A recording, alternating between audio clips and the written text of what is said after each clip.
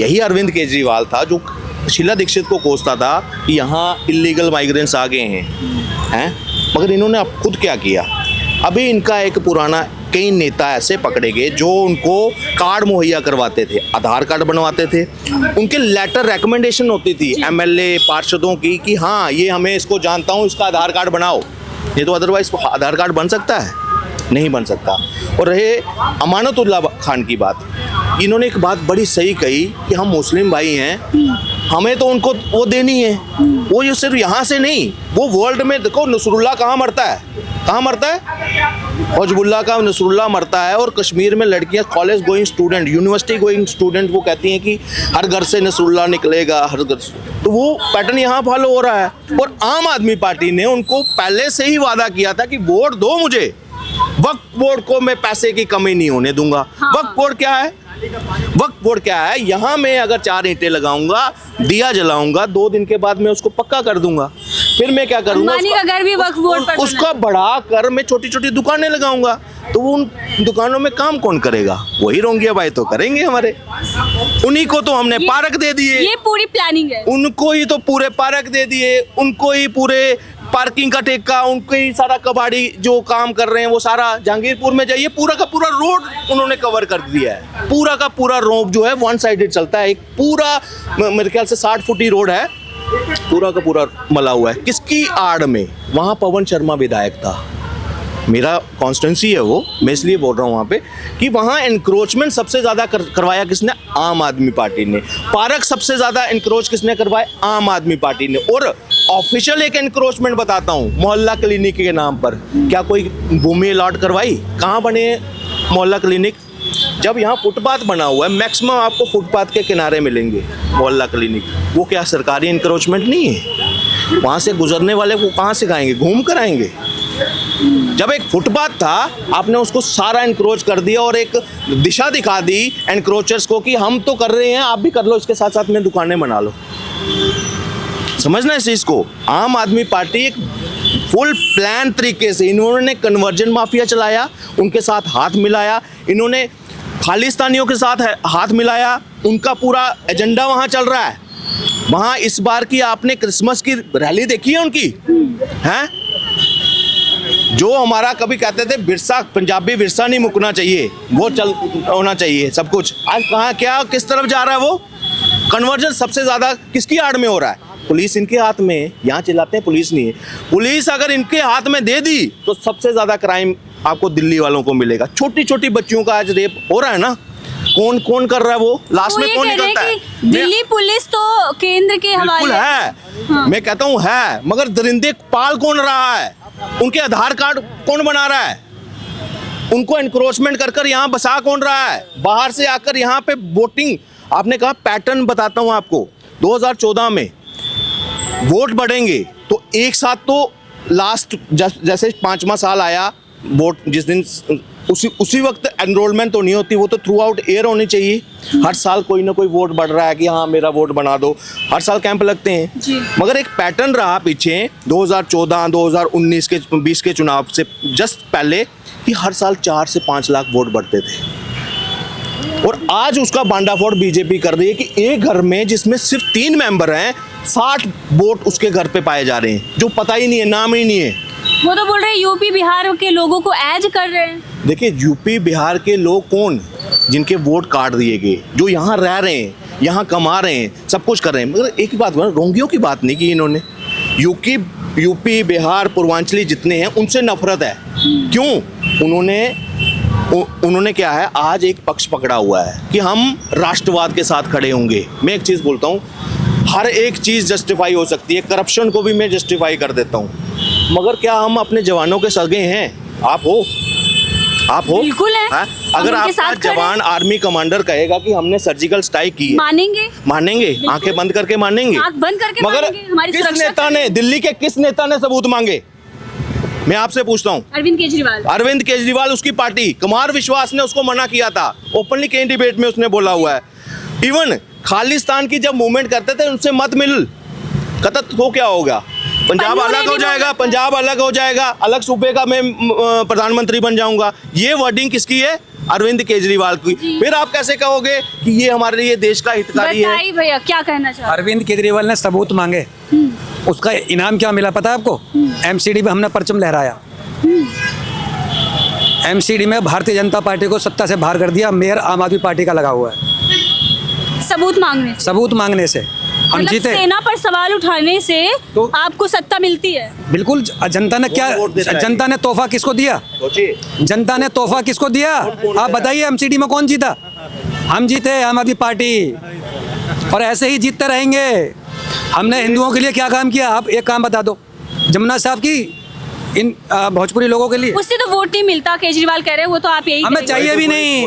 देखिए, ये जो बात शब्द यूज हो रहे हैं ना, ये शायद केजरीवाल के ऑफिस में यूज होते होंगे।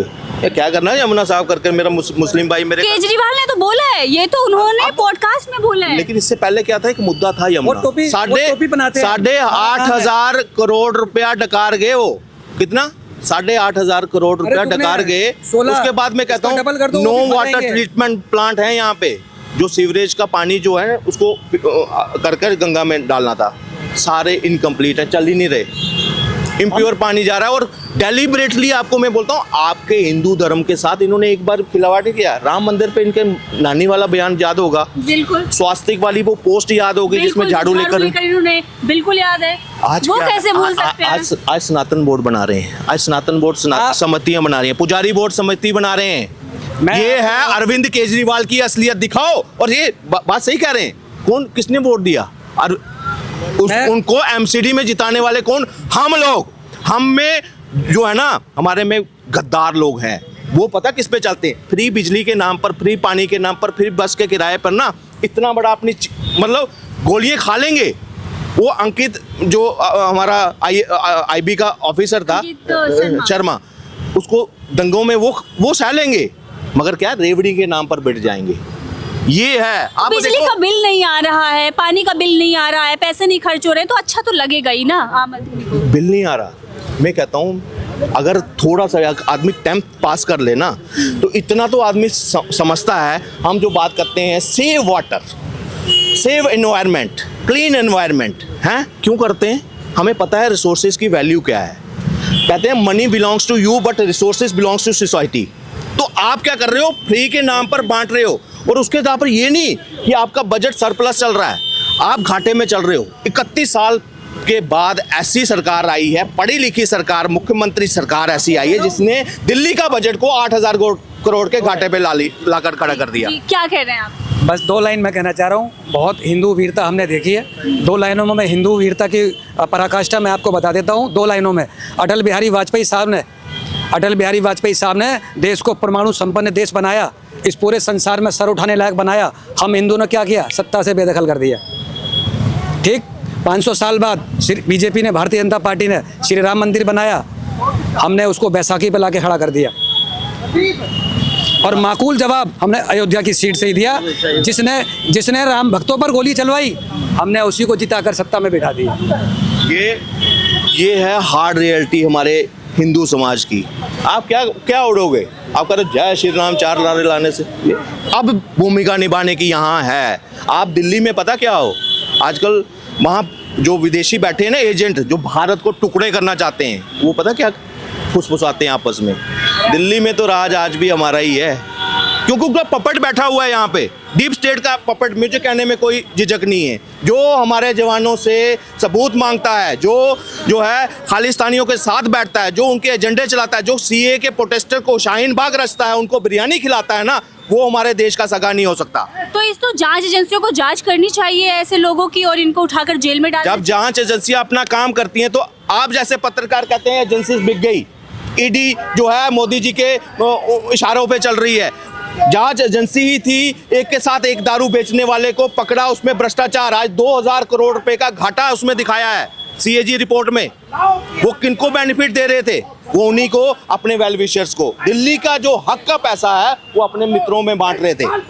तो मुझे एक चीज बताइए, एजेंसी अपनी काम करेंगी तो पत्रकार लोग ही आएंगे, देखो ईडी ऐसी कर रही है, ईडी वैसी कर रही है। ईडी का तो काम ही यही था, सीबीआई का काम ही यही है। आज इंडिपेंडेंट एजेंसी अपने तहत काम कर रही है, उसी के आधार पर इनको 1-1 साल बेल नहीं मिली थी।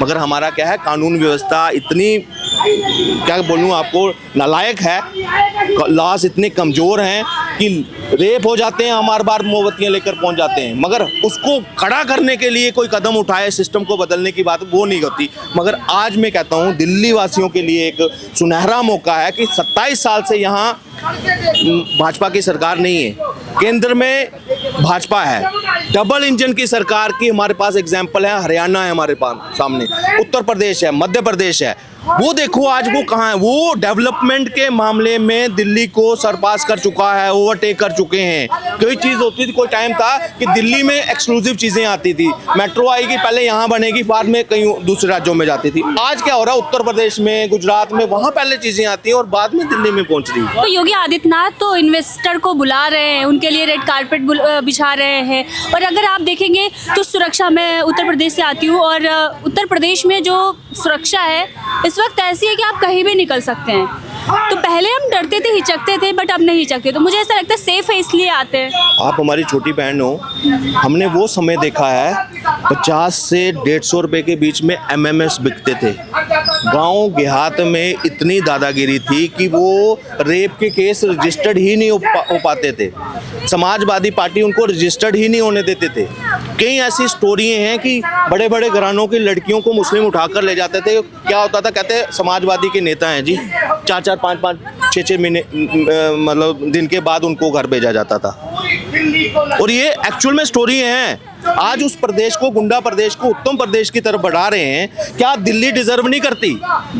आज जो लोग इनके चमचे बने हुए हैं, जो वहाँ जा रहे हैं, अपने बच्चों का भविष्य देखो, अपने परिवार का, अपने समाज का भविष्य देखो। क्या कूड़े का ढेर बना दिया दिल्ली को आज के टाइम पर।